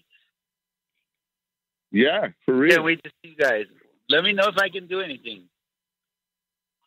Yeah, man, I will. I definitely will, my brother. It's absolutely great talking to you, my friend. And please wish everybody in Hawaii, man. Send my love. Send my love, bro. Oh, yeah, my love to all the guys. Henry, I'll talk to you off. Henry, thank you for calling in, brother boy. And let's get back to the interview here. It's a long-distance situation between Florida and Hawaii, so that's why there's a delay. So, Henry, I love you, brother. Aloha, and I'll talk to you soon. Love you too. Love you, Cat. Give the boys my love. All right, big man. Blessed love. Blessed love. Aloha. Yes. Aloha. Now, that's what's called Radio Gold, my friends. And what Radio Gold is, I'm pinching myself. My skin is blotchy because I'm talking to a friend I've known for almost 30 years, and his name is Cat Core. And, he's an amazing guitarist. But we talked about this before, that people don't realize the fact that you are a classically trained viola player. And the fact of the matter is, and also with Ibu Cooper, the original keyboard player, co-founding member, being a classically trained pianist. What was the background that you grew up through the Core household? What music was being played through the speakers, Cat, that actually got you into classical music? Well, let me put it this way, right? My mom basically, she had been pursuing music from a very early age in Trinidad. And when she reached to the age of where you would say you leave high school, she became she was an island scholar. That means she got the one scholarship to wherever she wanted to go. That was given to Trinidad, Barbados. Yeah, Trinidad, Barbados, those islands. She's an island scholar. They may have given about 2 or 3, but she was one of the very few that got that scholarship. And my dad got what is called the Jamaica scholarship. And the core family is, I think, one of the only families in the history of Jamaica that have 3 Jamaica scholars. We have my dad, we have my Uncle Hal, and we have my nephew, Daniel. They're all 3 Jamaica scholars. And what happened was that Mom went to pursue music at McGill first. She was doing broadcasting and music. Mm-hmm. And that's where she met my dad. My dad was doing economics there. Dad went to study law at Oxford in England. And she went over to the Royal College of Music to study music. And she wanted to study with a gentleman by the name of Lloyd Webber. And she was so intent on studying with this man that she sat on his doorstep every day. He came home, we saw her sitting there, until he eventually decided, let me let this person in and hear what she can do. And from that day, he took her into his household like his own child. And that man is the father of Andrew Lloyd Webber, sir.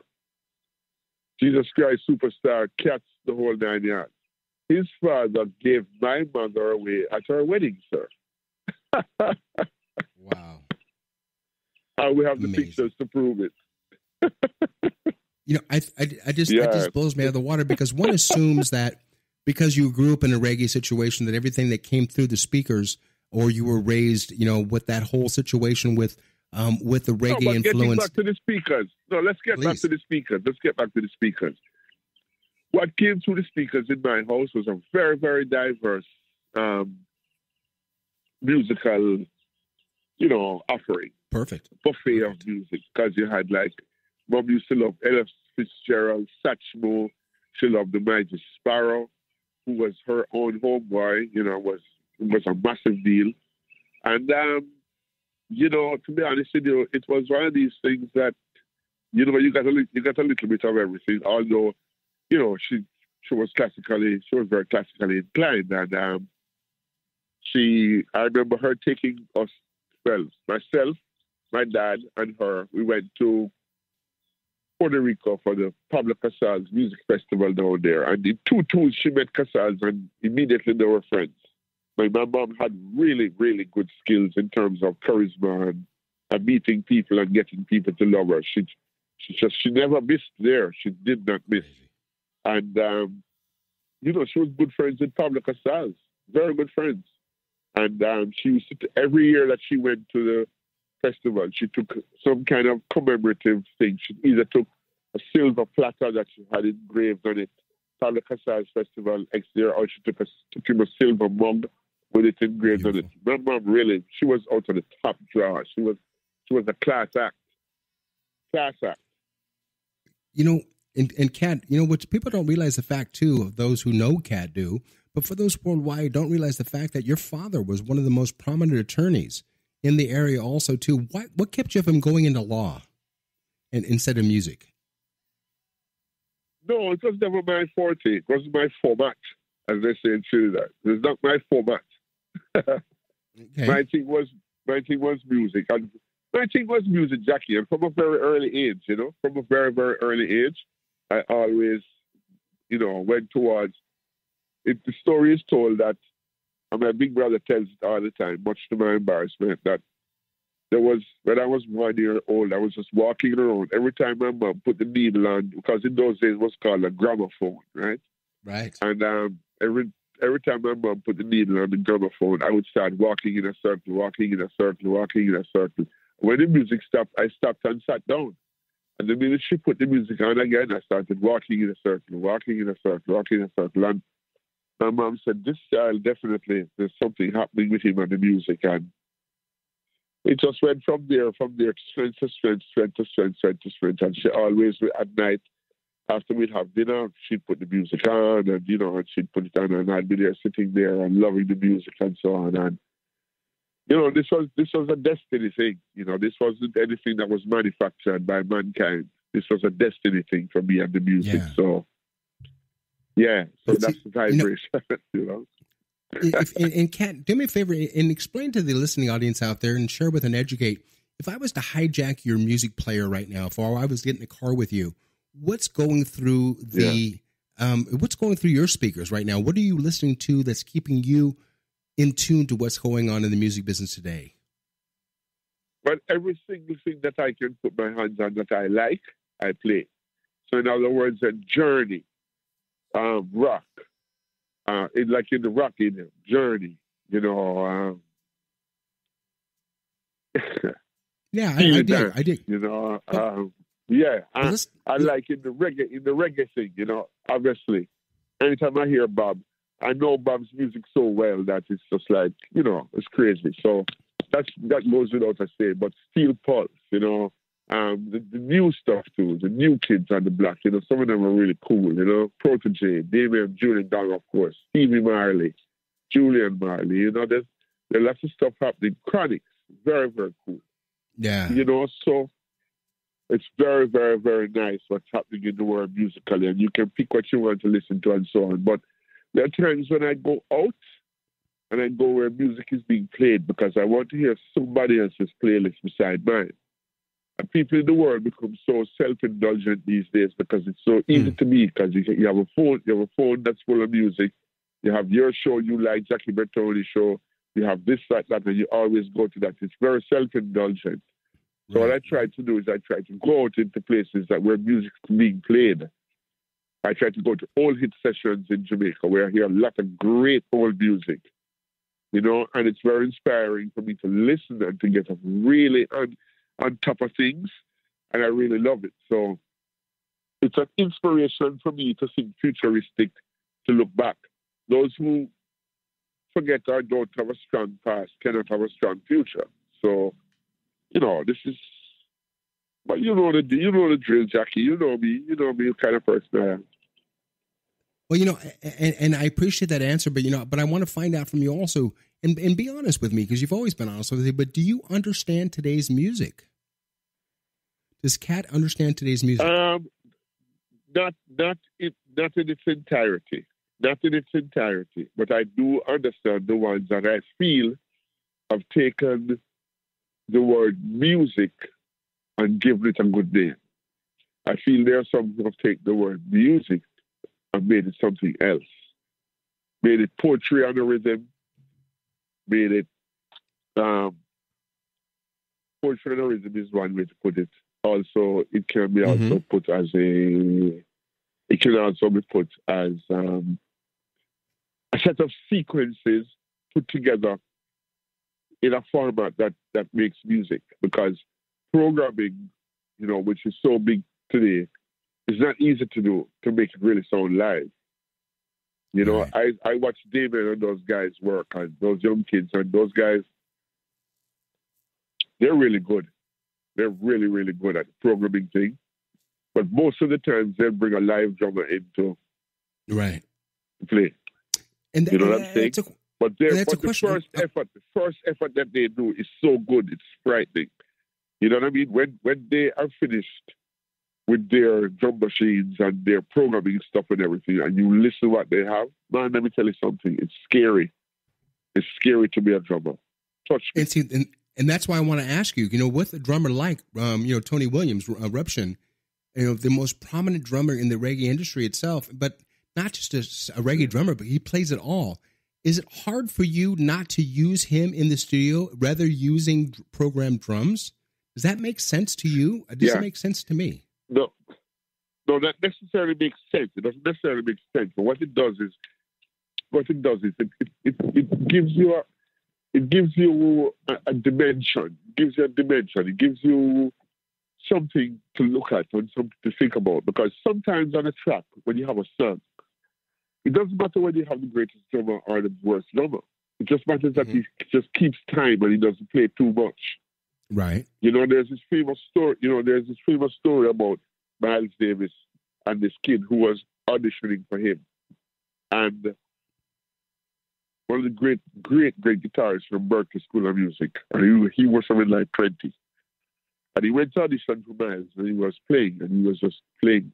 I mean, like just playing his ass off.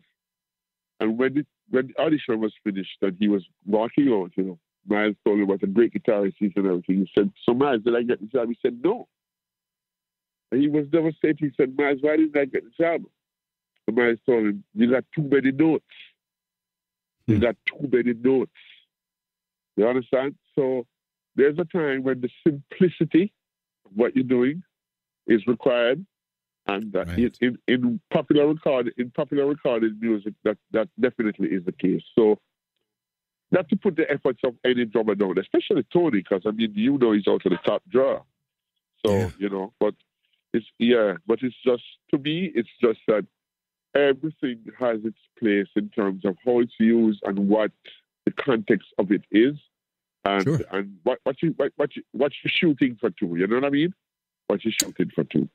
You know, and I asked that question only because, you know, the old situation, the old joke that Henry and I used to say all the time, Henry Kapono, was the old thing I taught him was the old, you know, good news or bad news is. The good news is that boy's got a lot of chops. The bad news is that boy's got a lot of chops. You know, and that's the thing is, we know it's when what not to play is the most important thing of what to play. And that's one thing about your music. It's one thing about Damien and Stephen Marley. You know, they're not going to put anything down on track. That's going to be hard for Eruption to reproduce live on stage. Now, with the new music, when you introduce the new music to the audience worldwide in this last minute and a half on this segment, will you be using backtracking at all? Will you be using a DAT recorder? Will you be sampling any of the drums, or will Tony have the? No. Okay, we only sample effects like the spoken word, or like helicopters or sirens and stuff like that. We would not be using any DATs or anything to do with the drums. There's no way we do that. You know, but I'm just saying that sometimes you just have a doof, pop, doof, pop. Yeah. And most of the time, anyway, in those situations, anyway, the roles are always live. The roles are always Eruption playing live. So, you know, you just figure it out. You just figure it out the best way to get the best live feel, because live feel is always the best feel. You know, that's why people pay money to go and see live music, because that's where it's at. You know, I love the fact, too, also in closing this last setup, Caprice and I were listening to Live at the Belly Up. I love that you guys have sampled Franchot's voice. I miss that man. Yeah. There's nothing more than him better walking backstage and yelling, "It's automatic! We're on 5-5." You know, he used to scream out the top of his lungs. And for those who know Franchot Henry, he was amazing. He was the tour manager, for the lack of a better word. He's the one that kept all these crazy monkeys in line and kept us and made sure that we were on stage at the right time. So, again, gone but never forgotten. But what's gone right now, Kat, is the fifth segment, man. We're going on to the last segment, and we got so much more to talk about. And I want to thank you personally. In fact, the CEO of the network wants to thank you also for adorning our station, my show. So with that said, you guys, Jackie Bertoni, Jackie's Groove, brought to you by Intertalk Media. Connect to all things music. We'll be right back on the final hour, the final segment of a 2-hour show with the Reggae Ambassadors, Third World, Stephen Catcore, and Richie Daly. Guys, don't go anywhere. We'll be right back. A short break. Stay tuned.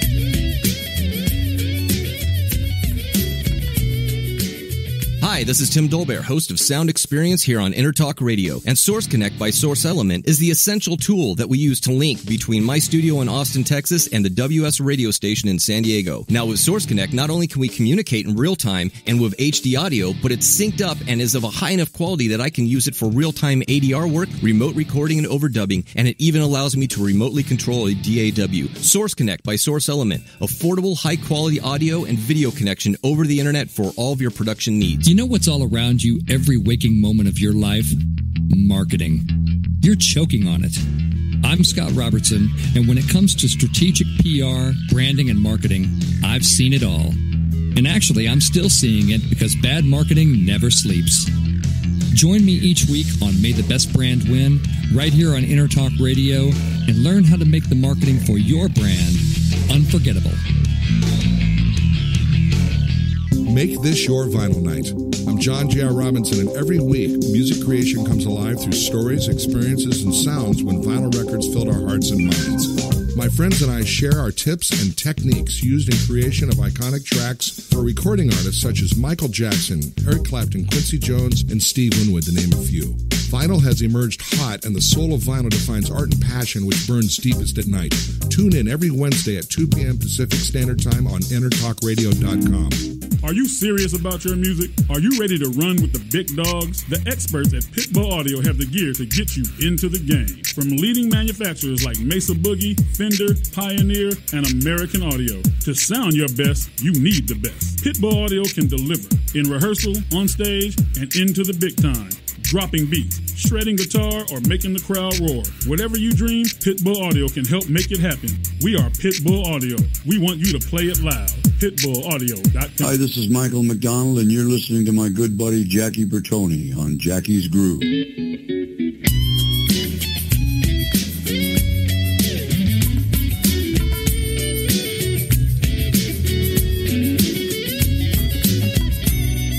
Jackie's Groove. Come journey with us through the rhythm of the music business with your host, Jackie Bertoni.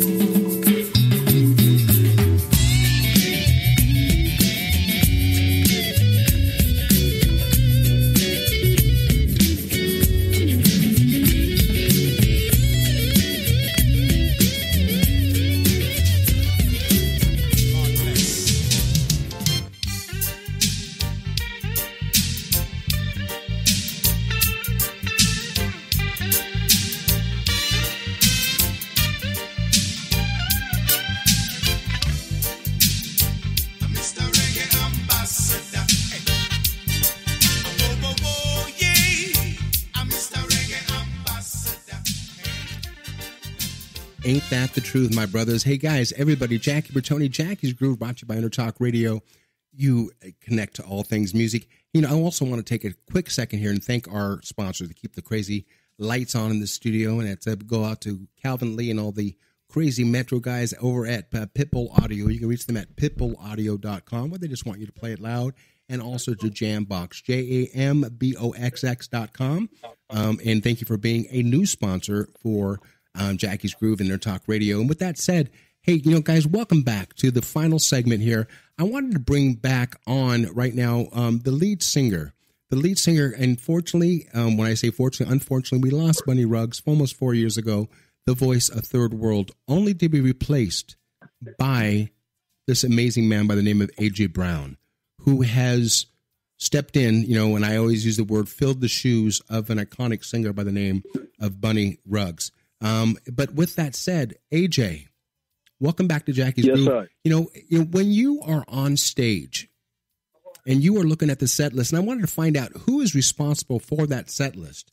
A, B, the fact is when you are looking down at that set list, depending if it's a Porting Rule or if it's an Evening with Third World, what song is showing on that set list that makes your eyes open wide and your smile from ear to ear when you know that you're going to be able to put that out to the audience? Well, first of all, the set list is usually done by Cap, and it's because of his years of experience in, you know, just feeling the crowd, knowing about the event, and right. Putting those information together and you know, setting the tone for what we expect to perform. Secondly, when I look at the list of songs, I mean, most of them are iconic. So, you know, I know that I'll be starting the race with an advantage. So, but for me, I had a mission statement when I decided to be part of the Third World Reggae Ambassadors and the whole Third World experience.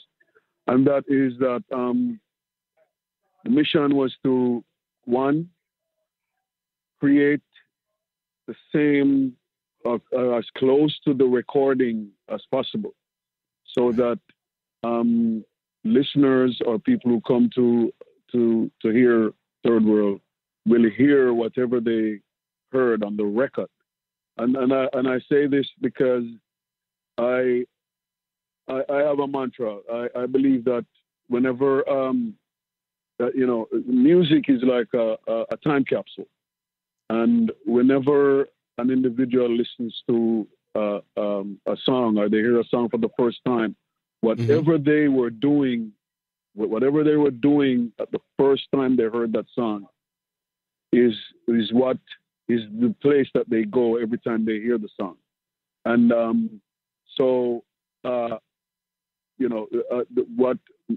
what my mission statement was to create that whenever I perform a Third World song, it should sound as close to the recording as possible, so that it can be that perfect time capsule to take the person to where they want to go in their mind or their experience. Let me ask you this question, though, and I want you to be honest with me. Let me jump in real quick. You know, when Onel Panada, a good friend of mine, joined the group Journey, and basically Journey was looking for a voice to fill that of Steve Perry. And he, yes, sir. What a story. Right. Did he accomplish it, you know, in being at the poverty level in the Philippines and then killing it right now? I had a great interview with Arnell last year, and we're going to pick it up again for a full in-depth interview with him. But when you walked on the stage as the new voice of Third World, now understand everything through Third World is more than just the music. It's the words that are transposed from paper to live out of your voice. When you walked on stage as the new lead singer with Third World, how did the audience accept you? Forget A.J. Brown, the singer that everybody knew, but A.J. Brown, the singer from Third World. How were you greeted? Was it with open ears and open arms or a furrowed brow? Well, I have to break it down. Okay. The first time I performed was in Atlanta at the Performing Arts Theater in Atlanta. And it was a sold out night. And before I was done, there were people, you know, standing ovation for certain songs done. And they all moved from where they were sitting to come up front. And we had a dance session, all that stuff. So, you know, that was one experience. The next time I went on a European tour, that was the first tourist experience. And the first show was in Poland, the Woodstock, Poland. And it was like close to 100,000 people. Now that was a new experience for both me and Third World in that. Sure. That was the first event that Third World was playing to so many people at one time. Right. And talk about it was at the time now when Bunny couldn't travel long distances. And talk about being thrown in the deep end and say swim. You know what I'm saying? Exactly. But because by then I had to be prepared to do the whole experience of you know relating to so many people at one time. Sure. And it was a bit intimidating, but for me, I held on to my mantra, which is maintain the integrity of Bunny, maintain the authenticity of Third World music, and just put in my little style every now and then, and interpret the tune, interpret each song emotionally, and just interpret it genuinely. So, sure. That was how I got through. Yeah, and to make it your own, but to make it recognizable to those who know the song from the beginning stages, if you will. And exactly. and I'll say it, until I'm blue in the face, brother. My hat's off to you. I'm a big fan of you guys. I mean, obviously, Kat and Richie wouldn't bring you in if you weren't capable of handling the situation, And obviously, the network, us being the number one network worldwide, and what we do, the CEO of our network didn't bring me on. He knew of me as the top call percussionist in the industry, but also he knew me as a person from all the interviews that he heard me on. Then he offered the show, we knew the show would be successful, but we had no idea to what extent it would be, and especially the list of entertainers. And I'm very ever thankful for my crew for what they do, and for what I'm thankful for is I want you to say hi to him. His name is Florentino Buenaventura. Florentino, say hi to AJ Brown, the lead vocalist from Third World, and AJ, say hi to Florentino, please. Hey AJ, what's going on, brother? Hey, Florentino, how you doing, man? Oh, man. It's a pleasure to be on this this show. This is a joy, and I feel honored to be part of your family, radio station, and the family. Trust me. Yeah, I know I'm reaching out to a whole heap of people. I know I'm reaching out to a whole heap of people right now. So. It's great to be on. Yeah, man. Yes, man. We're happy to have you. Expand on, man. Give thanks and praise. But to expand on this, on the whole thing of what it felt like. Some fans come up to me from time to time, and they say, "You know what, AJ, I came to the show with the intent not to like you." You know what I'm saying? Yeah. Based on the fact that I am a Bunny Ruggs fan. I came to this event not to like you. You know what I'm saying? And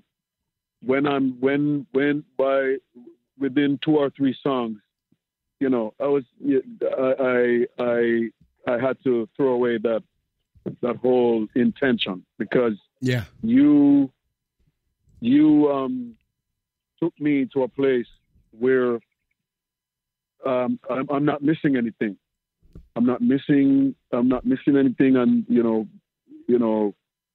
I love Bunny, God rest his soul, but you have been able to maintain this the integrity of Third World music and the essence of Bunny as well, because there are some inflections that I use or I bring that that are almost like Bunny, because we share a lot of things. We share a lot of things. We are both Aquarian. We were born in February. We both went to art school in Jamaica, so we're artists. We are both baritone, and so we have certain ranges, and basically, those are things that help to maintain the integrity of Third World music and what I do. Yeah, man. Yeah, go ahead. I was just going to say, man, what's not to like? You're an awesome dude, exceptionally talented, just a humble sweetheart of a guy, man.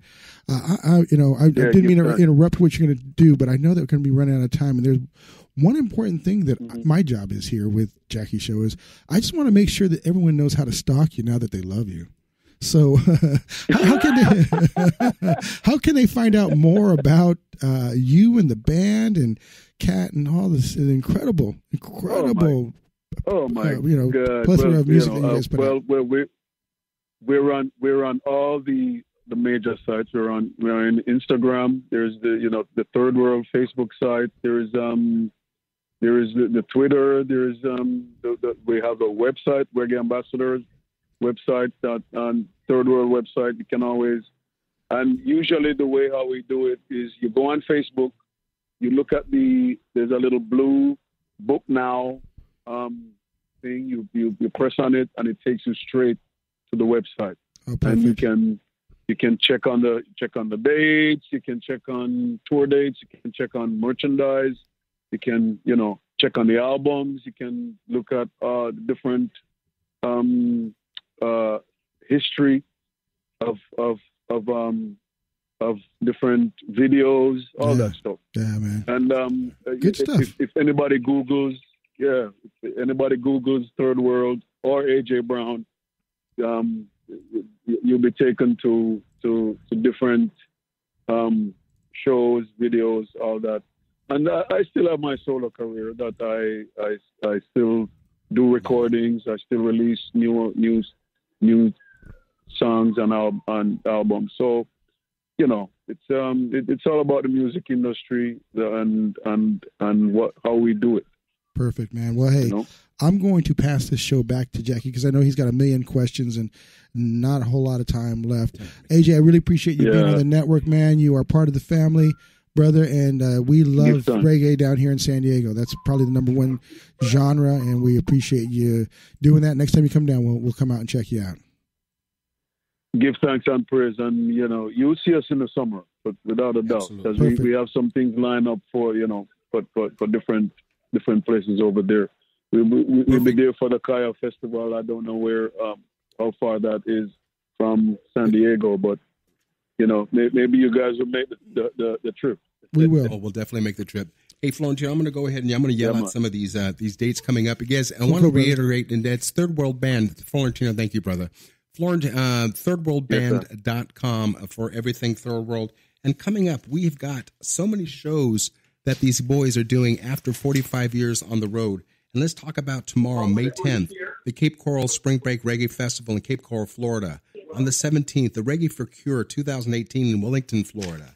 I'm going to go on and tell you guys, you've got to see the boys at the Kaya Fest 2018 in San Bernardino, which is actually closer to me, AJ, than it is the network. I'm out here in the wine country, so we're about an hour away from you guys to maximum. May 15th at the Rochester Lilac Festival in Rochester, New York. May 18th, Aura at Portland, Maine.